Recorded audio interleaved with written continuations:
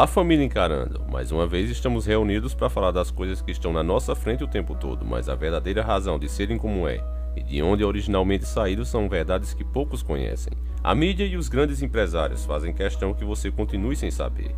E esse é um caso das Olimpíadas.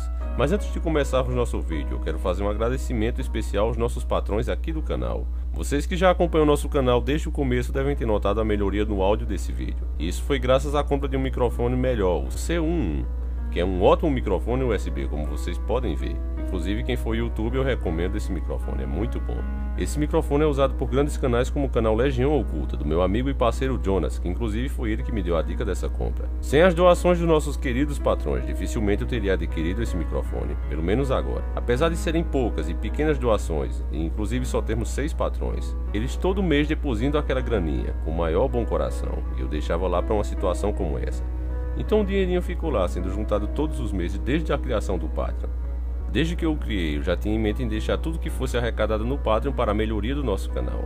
E assim como Deus é maior, exatamente na hora que quebrou o meu velho microfone de guerra, lá estava a graninha do Patreon, doada com tanto carinho pelos nossos patrões. E como quem faz um bem de coração, a doação vai se transformar em algo que vai beneficiar todos os nossos queridos inscritos e vai puxar mais e mais pessoas para fora dessa matrix do sistema.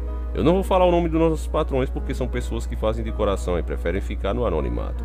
Mas eu tenho certeza que Deus vai dar a todos muito mais bênçãos a cada um deles. Eu uma vez li na Bíblia, não lembro bem de cabeça a parte que está escrita, mas se alguém lembrar me diz para eu colocar aqui no vídeo. Mas eu lembro bem do texto que dizia: quando você ajuda um amigo, é natural que este, ao se recuperar, retribua a você a sua ajuda, sendo assim o favor ficará pago. Porém, quando você fizer a um estranho, a um desconhecido, esse em poucos dias se esquecerá de você, e nesse caso Deus pagará por ele. Então, meus amigos, eu sei que cada um de vocês que me ajuda, seja de que forma for, doando, compartilhando o vídeo e deixando o seu like, eu tenho certeza que Deus vai retribuir a vocês. E não é porque eu mereça ou esteja fazendo uma grande obra aqui. Na verdade, eu sou um grande vacilão. Mas eu sei que Deus vai abençoar vocês pela boa vontade e fará a nossa mensagem se espalhar e chegar mais longe. Então, fica aqui o meu muito obrigado a todos. Então, sem mais delongas, pegue sua banana assada com canela e vamos iniciar o nosso quadro.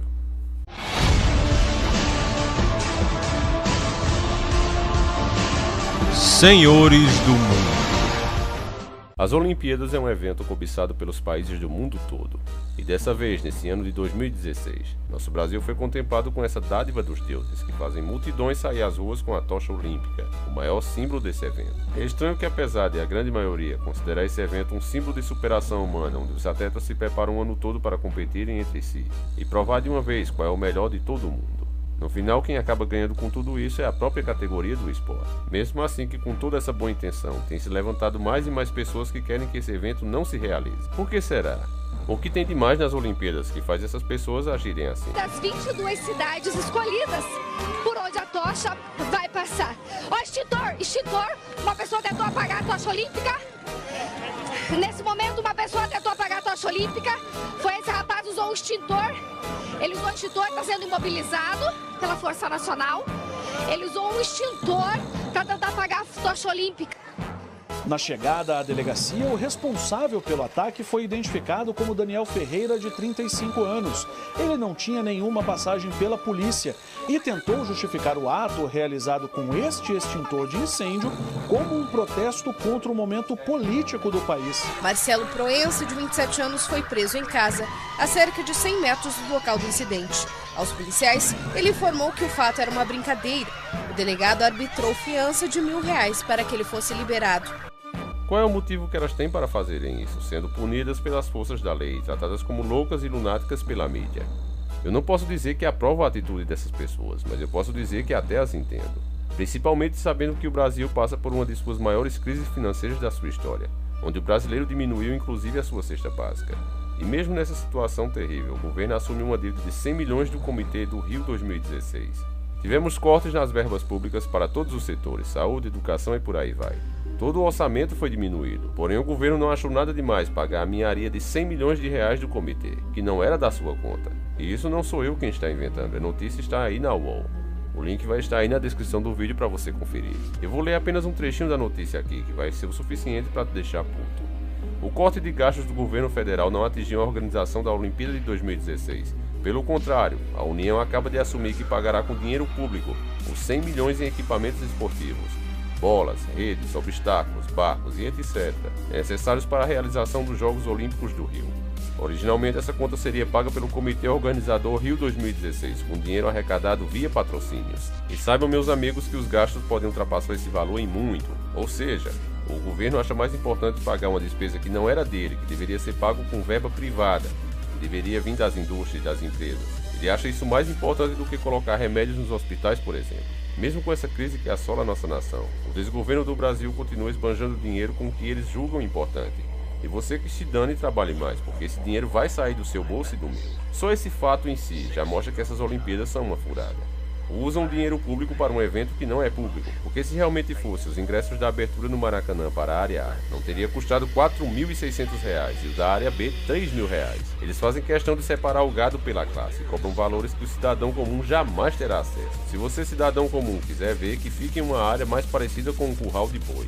Eles usam seu dinheiro para fazer o evento, mas o que você tem de retorno é isso. Para entender o porquê os governos acham tão importante que se realize esse evento, com a desculpa de atrair mais turismo e etc., nós devemos voltar à sua origem, e você vai ver que, mais uma vez, tudo tem a ver com a espiritualidade da elite maldita. A história das Olimpíadas indica que os seus jogos começaram a ser realizados por volta do ano 776 a.C., na Grécia. A intenção principal era celebrar os deuses, esse evento durava 7 dias. No primeiro dia sacrificavam-se animais e ofereciam-se vinho e mel para agradar a Zeus, o deus de todos os deuses gregos. No sétimo e último dia havia procissões em agradecimento aos deuses através de sacrifícios de animais, banquetes e festas. Esses Jogos Olímpicos decorriam no santuário de Zeus, na cidade de Olímpia. Este santuário retira o nome ao Monte Olímpio, daí o nome Olimpíadas. Ele fica um pouco longe do local, fica na Tessália, norte da Grécia. É o ponto mais elevado da Grécia continental. Na mitologia grega era também a residência das divindades. Além da religiosidade, os gregos buscavam através dos Jogos Olímpicos a paz e a harmonia entre as cidades que formavam a civilização grega. Resumindo, cultuavam os deuses pagãos juntos. Devido a ela ter sido taxada como manifestação do paganismo, a Olimpíada foi proibida em 398 d.C. pelo imperador da época Teodósio, primeiro que se converteu ao cristianismo. Muitos anos passados, em 1896, o francês Barão de Coubertin decidiu recuperar o espírito da competição, revivendo as Olimpíadas a partir dessa recuperação dos Jogos Olímpicos. Depois disso, ela só foi interrompida durante a Primeira e a Segunda Guerra Mundial. Agora nós sabemos que as Olimpíadas é uma organização pagã. Você já começa a entender por que fazem tanta questão que ele se realize e tratam com tanto respeito esse evento. É uma festa dedicada a ídolos que a elite global tem como um deus.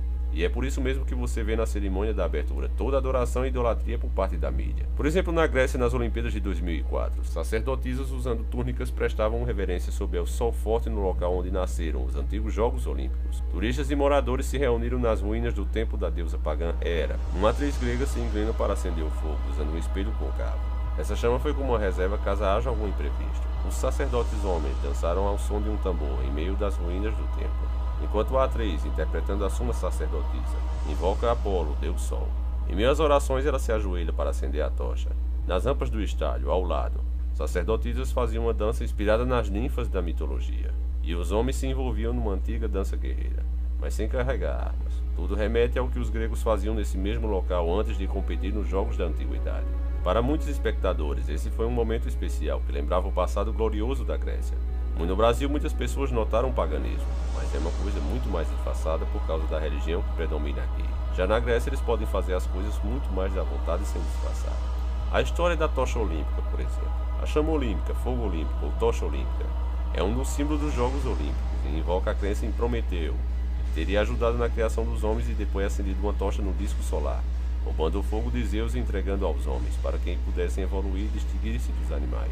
Como um castigo, Deus ordenou a Hefestos acorrentá-lo ao cume do monte, Cáucaso, onde todos os dias uma águia, ou abutre, ia e dilacerava o seu fígado. No entanto, Prometeu era imortal, e logo depois de morrer se regenerava, e todo o tormento começava de novo. Os fãs de Senhor da Guerra sabem bem do que eu estou falando.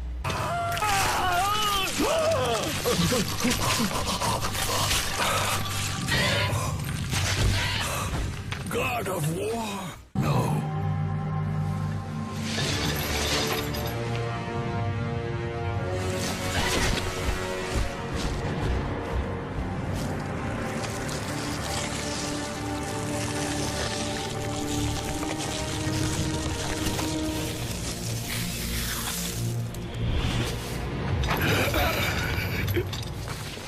Nessa lenda é impossível passar despercebida a semelhança entre a história de Lúcifer, o que leva a luz, Lux, luz, Ferre, leva, transporta, e Prometeu, que é quem foi o portador, transportador do fogo.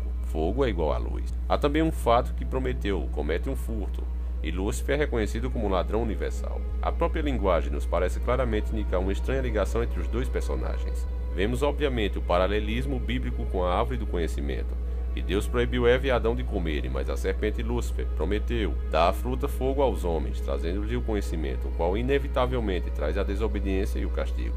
É uma horrível distorção do relato bíblico de Gênesis, feita pelos gregos. Eles adoravam e cultuavam o fogo, e todas as casas gregas mantinham uma espécie de altar com uma chama acesa. De todos os jogos da Grécia Antiga, os Jogos Olímpicos eram os mais solenes e concorridos. Eles eram celebrados em homenagem a Zeus, a maior divindade do Olimpo. Segundo alguns registros nos jogos de 776 a.C., já estava instituído o ritual de acender a tocha. A tradição de manter um fogo aceso durante os jogos remonta à antiguidade, quando se efetuava sacrifício a Zeus. Nessas cerimônias, os sacerdotes acendiam uma tocha e o atleta nu que vencesse a corrida até o local onde se encontravam os sacerdotes teria o privilégio de transportar a tocha para acender o altar do sacrifício. O fogo era então mantido e aceso durante os jogos como homenagem a Zeus. A tocha é acesa por raios de sol que, refletidos em um espelho, dão origem à chama. É como se fosse o Deus Sol que acendesse a tocha pessoalmente. Por isso é tão importante. O ritual então é conduzido por sacerdotisas de Hera, vestidas de túnicas brancas no estilo grego. Essa tocha já foi inclusive transportada debaixo de água por mergulhadores e por meio de pirogas, camelos, cavalos, trenos com cães, corredores, um avião supersônico, concorde, flechas, saltadores, de esqui e todo tipo de transporte possível e imaginável. Mas a ideia básica é usar o fogo sagrado no templo. No caso dos outros jogos, como os jogos pan-americanos, o fogo sagrado pode ser aceso em outro templo pagão equivalente. Podemos perceber que a tocha serve como símbolo de um pênis ereto. Observe bem essa imagem.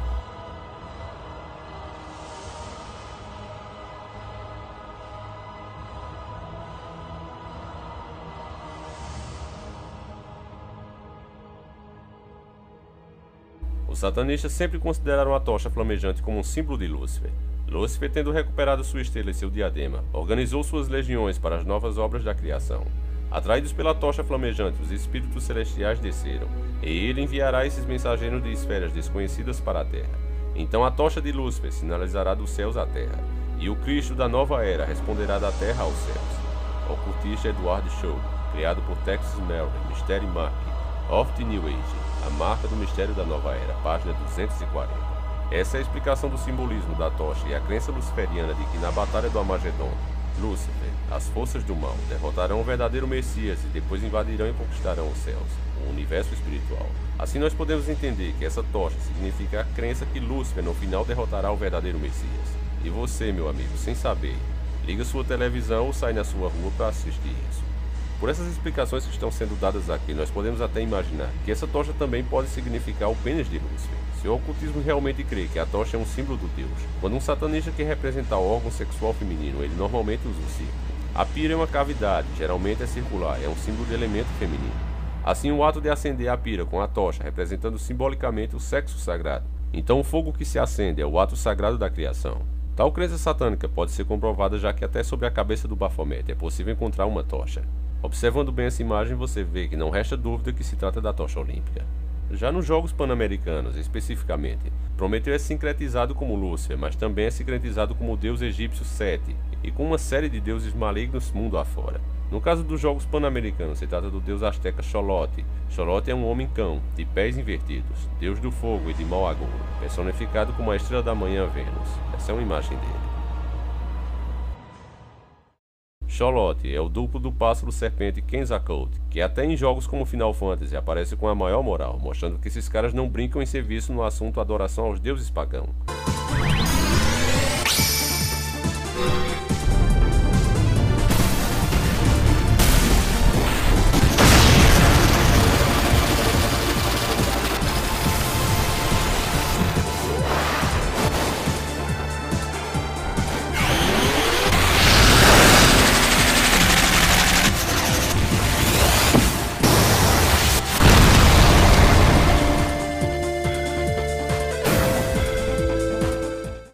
Scott é o guardião da porta e das chaves do templo dos mistérios, para que nele não penetre senão os ungidos que conhecem o segredo, puro ocultismo e demonismo pagão.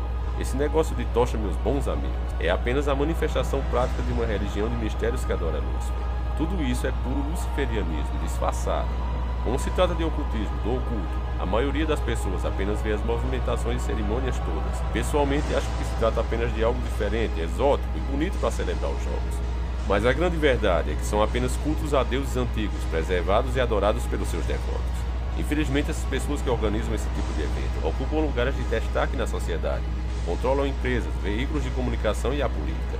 Eles não medem esforços para prestarem culto aos seus deuses, fazer você também praticar isso, mesmo que seja sem você saber.